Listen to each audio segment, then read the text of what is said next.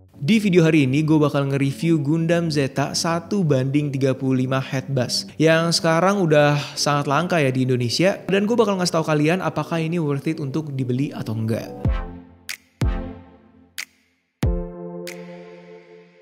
Halo teman-teman builder semuanya, nama gue Andre dari channel Let's Create. Di sini gue udah ada Gundam Zeta headbus 1:35 yang baru gue rakit beberapa hari lalu.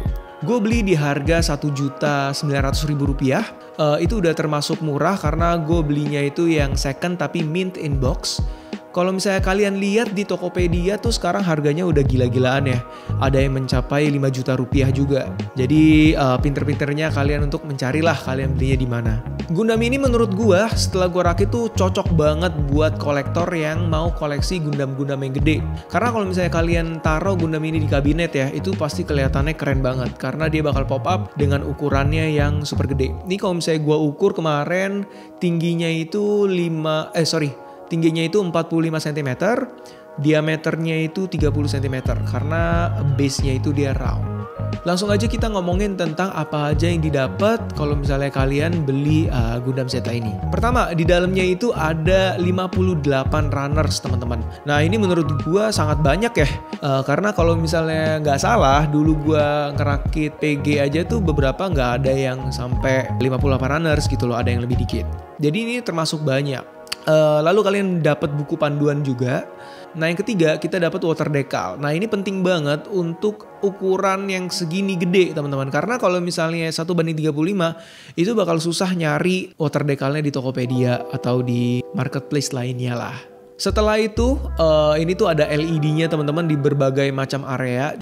Cuman yang di sini tuh gue belum pasang karena gue tuh mau nge-repaint lagi teman-teman. Jadi kalau misalnya gue pasang bongkar pasang nanti takutnya kabelnya itu putus, jadi gue nggak pasang dulu.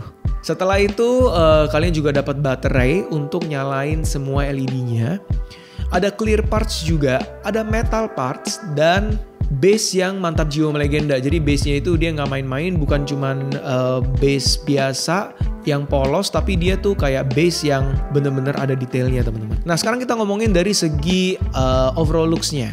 Menurut gua untuk Gundam yang segede ini biasanya kalau misalnya di Bandai itu kan kayak mega size itu tuh detailnya kurang dapat. Cuma di sini dia tuh dapat banget karena banyak panel line dan banyak banget kayak dimensi-dimensi di satu partnya. Lalu dia juga menutupin kekosongan itu dengan panel line yang menurut gua udah sangat canggih ya dan tepat pada tempatnya gitu loh. Jadi kelihatannya tuh appealing banget, pleasing banget di mata, sangat enak untuk dilihat.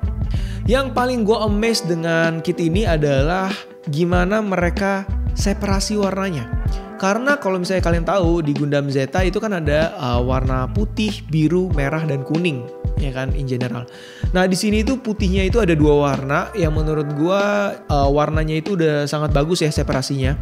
Warna birunya itu juga ada dua warna teman-teman. Jadi walaupun kalian gak nge-repaint ini tuh udah keren banget karena gak perlu ada color correction lagi. Ini semua warnanya udah mantap jiwa tapi belum legenda sebelum di-repaint pastinya. Cuma udah keren, udah bisa di-display gitu maksud gue. Dan setelah jadi kalian bisa ngelihat ini kelihatannya tuh kokoh banget dan keker. Mungkin karena dia tuh masif juga ya, gede. Jadi kelihatannya ya kuat gitu loh teman-teman. Jadi untuk overall look itu yang bisa gue katakan. Kalau misalnya gue harus ngasih nilai, mungkin gue bakal ngasih nilai 8,5 dari 10 dari looks-nya ya. Nah sekarang kita masuk ke build experience-nya teman-teman. Gue kemarin build ini di hotel, jadi gue cuma punya limited tools doang. Gue cuma punya nipper dan that's it, cuma nipper. Dan itu nippernya juga nggak yang mahal ya, yang murahan. Kayak berapa ya kemarin ya? Berapa puluh ribu lah gitu. Tapi pada akhirnya juga gue bisa pasang ini sampai jadi. Kesimpulannya adalah kit ini nggak susah untuk dirakit kok teman-teman. Cuman memang ada part yang sedikit harus dipaksa beberapa. Misalnya kayak di bagian ininya, dadanya gitu ya. Atau di bagian kayak bawahnya. Itu tuh bener-bener kadang-kadang tuh harus dipaksa banget baru bisa masuk. Nah mungkin karena snap fitnya kurang mantap. Jiwa melegenda dia teman-teman. Setelah itu build experience yang gua alamin adalah Napmaknya itu tuh ada di tempat-tempat yang ekstrim teman-teman. Jadi kadang-kadang tuh susah banget untuk ngebedain antara ini tuh sebenarnya part atau ini tuh sebenarnya napmaknya. Jadi mesti harus hati-hati banget, harus juga ngelihat buku panduannya terus supaya kalian tuh nggak kehilangan arah dan ngemotong partnya. Selanjutnya adalah LED yang sangat sulit untuk dipasang. Nah ini adalah salah satu alasan juga kenapa gue nggak masang LED-nya sekarang, karena gue bakal ngebongkar ini lagi dan gue bakal nge-repaint. Jadi kalau misalnya LED-nya dibongkar pasang, gue takutnya tuh kabelnya putus teman-teman dan nggak bisa nyala lagi. Untuk kualitas plastiknya pada saat gue ngerakit nggak begitu konsisten teman-teman. Ada yang tebal, ada yang tipis di beberapa part. Nah tipisnya itu sampai-sampai kalian tuh kalau misalnya gini ya, kalau misalnya kalian ngelihat part nih, udah gitu di depan kalian cahaya, itu tuh kalian bisa ngelihat tembus pandang teman-teman. Sebenarnya ini nggak terlalu berpengaruh dengan overall looknya. Cuman harus lebih hati-hati aja kalau misalnya ada ngeliat yang tipis gitu, jangan terlalu dipaksa nanti patah. Yang paling gue suka dari nge-build ini sebenarnya itu dari suspensionnya atau kayak mechanical-nya yang ada di bawah gitu loh. Jadi sebenarnya bukan Gundamnya malah. Karena yang di bawahnya itu dia banyak banget kayak kombinasi antara metal parts, antara plastik dengan warna-warna yang berbeda. Kayak warna putih, warna abu-abu, warna merah. Itu jadi kelihatannya tuh keren banget teman-teman. Jadi untuk build experience-nya gue bisa bilang mungkin 6 dari 10 atau 5 dari 10. Kisaran seperti itulah ya. Tapi kalau misalnya kita ngelihat hasilnya sih pasti mantep jiwa. Jadi ya give and take lah ya. Yang terakhir gue bakal masuk ke pro and cons kalau misalnya kalian beli Gundam ini. Pro-nya itu seperti yang gue bilang tadi, dia kalau misalnya di display itu pasti pop up karena dia itu ukurannya besar dan mantap jiwa melegenda. Build experience yang enjoyable tapi juga menantang teman-teman. Warna yang sebelum di repaint juga udah mantap jiwa melegenda. Ini untuk kalian yang suka snap fit, ini adalah pro yang sangat penting untuk kalian. Yang keempat, kalian tuh dapat base yang gak asal-asalan teman-teman. Jadi base yang bener-bener mereka tuh put detail into it. Ada detailnya, ada warna-warna lain. Walaupun misalnya cuma abu-abu doang, tapi abu-abunya itu ada different shade. Ada 3 atau 4 warna, jadi keren banget.